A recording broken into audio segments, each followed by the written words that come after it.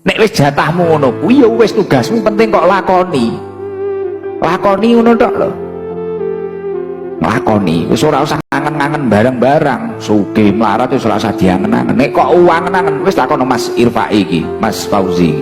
Kowe nyambut gawe karepmu mikir duwe malah ora dadi. Konsumenmu iso ilang kabeh.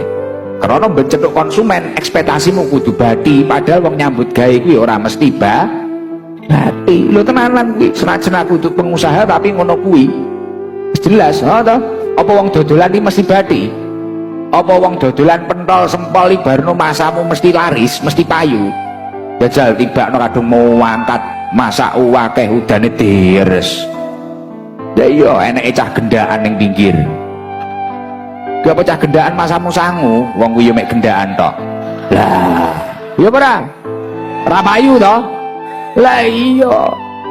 Lah tapi nek kowe wis paham ilmu iki mang, penting aku nyambut gawe. Iki pancen kodratku dadi menung sugih ora. Wis urusane Gusti Allah. Wah, padang. Dadi moro-moro dhuwitmu miliatan kowe ora perhitungan. Iya to? Nggih. Penting kowe nyambut gawe pede dinyek wong. Ah kowe nyambut gawe ra sugih-sugih. Penting aku nyambut gawe. Daripada kowe mek omong tok.